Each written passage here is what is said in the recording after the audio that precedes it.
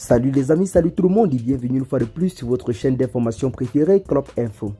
Aujourd'hui, on s'étape pour une nouvelle note d'information du côté du Mali, où nous avons le gouvernement malien qui a décidé de donner une correction très sévère au gouvernement ukrainien après son ingérence dans les affaires étatiques et intérieures du Mali.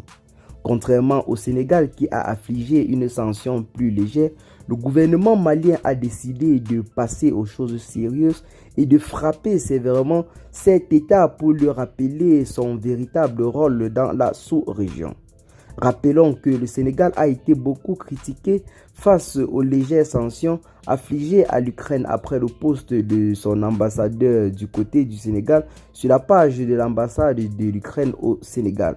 Celui-ci a clairement posté au lendemain des attaques de Tinzaouaten que son pays a financé et fourni des renseignements aux rebelles Touaregs qui ont affligé de lourdes pertes à l'armée malienne. Une publication qui a véritablement énervé plus d'un. L'on s'attendait à ce que le gouvernement sénégalais prenne des mesures plus sévères vis-à-vis de ce diplomate qui a osé s'ingérer dans les affaires maliennes. Mais malheureusement, le Sénégal n'a pas réagi en faisant grand-chose. Ils ont juste interpellé le diplomate ukrainien, l'appelant à la retenue.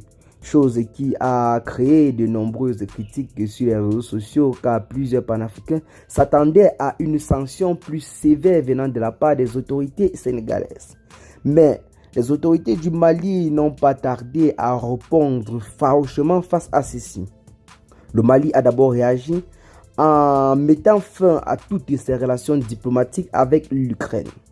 En effet, le gouvernement malien a décidé de rompre ses relations diplomatiques avec l'Ukraine, l'accusant de soutenir les rebelles.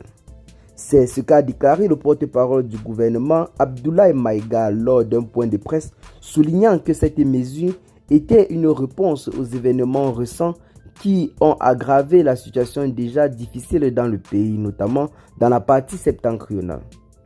Le 28 juillet, les militants du groupe de coordination des mouvements de l'Azawad ont tendu une embuscade à un convoi des troupes maliennes et des combattants de la compagnie militaire privée du groupe russe Wagner dans le désert à la frontière avec l'Algérie. Selon les informations fournies par les correspondants de guerre, l'attaque a coûté la vie à plus de 50 militaires du côté de l'armée malienne qui combattait conjointement avec les forces russes. Les survivants, selon les données préliminaires, ont été capturés par des rebelles Touaregs, comme une vidéo qui circulait bel et bien sur les réseaux sociaux où l'on pouvait voir un soldat russe entre les mains des soldats Touaregs ou alors des rebelles Touaregs. Après l'attaque, des photographies de radicaux africains abhorrant des drapeaux ukrainiens sont apparues sur Internet, provoquant une tempête d'indignation au sein de la société malienne et dans le cercle gouvernemental. Les services de renseignement ukrainiens ont annoncé leur implication directe dans l'attaque contre les troupes gouvernementales du côté de Tinzaouaten. Donc c'est là en quelque sorte la goutte d'eau qui a fait en ce jour déborder le vase et le gouvernement malien a décidé de prendre des mesures très dures contre ce gouvernement ukrainien qui semble visiblement mélanger les choses. Certaines personnes pensent que ceci serait en train de confondre le conflit russo-ukrainien au conflit malien qui est ici basé essentiellement sur la lutte contre les forces du mal et le regain de la souveraineté nationale. Une chose qui a visiblement énervé plusieurs panafricains. C'est la décision du Sénégal ou alors sa réaction qui semble avoir de plus en plus énervé les panafricains car l'on s'attendait à ce que, en tant que panafricains, Ousmane Sonko et Bassirou Diomaye Faye prennent des décisions très dures et très sévères contre cet ambassadeur, notamment en le renvoyant dans son pays, car cette décision ou alors de tels agissements ne sauraient être prises à la légère. C'est en quelque sorte une façon plus simple d'insulter visiblement les Africains en se trouvant sur leur propre territoire. Le gouvernement malien a donc décidé de riposter fermement contre l'Ukraine en mettant fin à toutes les relations diplomatiques avec le pays. Cela s'intensifiera au niveau des accords signés avec l'Ukraine, car l'Ukraine, rappelons-le, est un pays soutenu par des puissances occidentales qui, depuis la prise du pouvoir par le colonel Assimi Goïta et la création de l'AES, ne cesse de mener une guerre sans merci aux États du Sahel. L'Occident s'est engagé dans une véritable riposte vis-à-vis des autorités militaires installées dans le Sahel qui ne cherchent qu'à redonner à leur pays la souveraineté perdue sous le contrôle des anciens dirigeants qui ont longtemps manipulé le pays et vendu le pays très moins cher. Eh bien les amis, c'est là en quelque sorte l'information que nous avons pour aujourd'hui.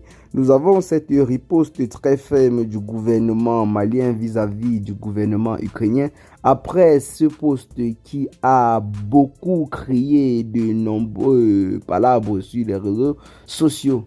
Nous avons également cette autre image qui est venue en quelque sorte augmenter de l'huile au feu, où l'on peut clairement voir des rebelles Touaregs tenant en leurs mains le drapeau ukrainien et affirmant clairement d'être soutenus par l'Ukraine et que ceux-ci leur fournissent des renseignements ainsi que des financements pour attaquer le peuple et l'armée malienne. C'est là en quelque sorte quelque chose qui ne devrait même pas être toléré du côté de l'Afrique en général. C'est la raison pour laquelle jusqu'à présent nous minimisons cette réaction des autorités sénégalaises vis-à-vis de cet ambassadeur ukrainien qui jusqu'à présent se trouve toujours sur le territoire sénégalais. Normalement, dans le pays, l'on devrait prendre des mesures afin de renvoyer ce dernier chez lui, car l'Afrique n'est pas un terrain de jeu où tout le monde doit s'hasarder à balancer du n'importe quoi sur les réseaux sociaux sans se soucier de ces personnes-là qui ont perdu des proches du côté du front ces derniers jours. C'est là une véritable injure à la mémoire de nos disparus, notamment ces derniers jours sur le front.